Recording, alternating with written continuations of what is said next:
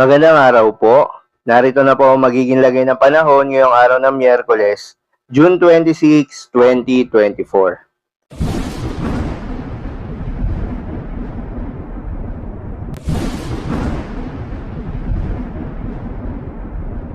Sa kasalukuyan na tayong sa pag-asa, dalawang weather system ang nakakaapekto sa ating bansa.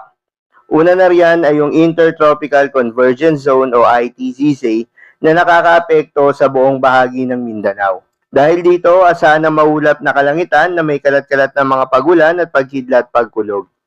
Habang easterlies naman ang nakakaapekto sa malaking bahagi ng ating bansa, particular na sa may eastern section ng Luzon at Visayas.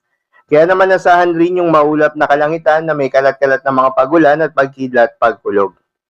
Habang sa nalalabing bahagi ng ating bansa ay yung mga localized thunderstorms na madalas umiiral sa hapon at sa gabi.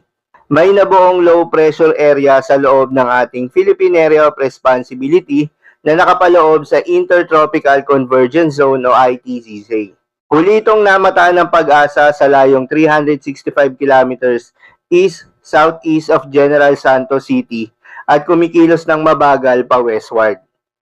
Ayon sa pagtala ng pag-asa, posibleng within the next 24 to 36 hours ay malusaw din ito, habang nandoon sa may area ng southeastern Mindanao.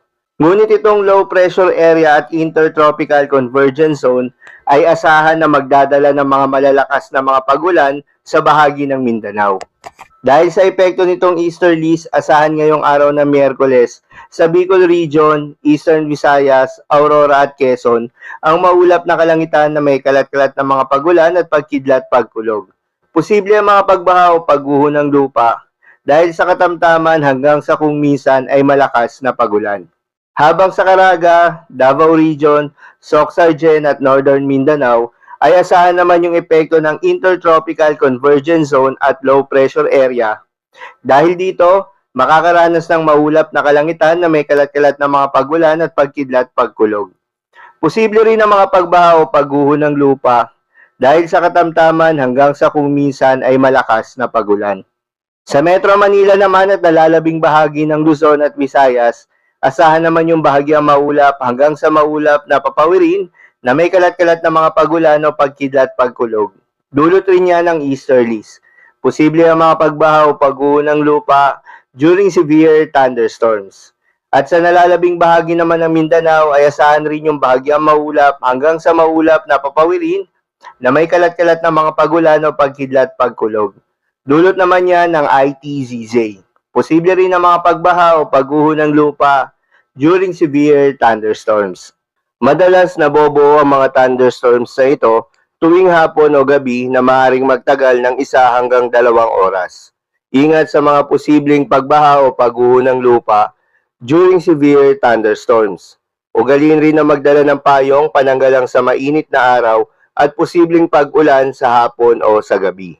Para naman sa lagay ng mga dagat baybayin, ayon sa pag-asa ay wala namang nakataas na gale warning sa anumang seaboards ng ating bansa.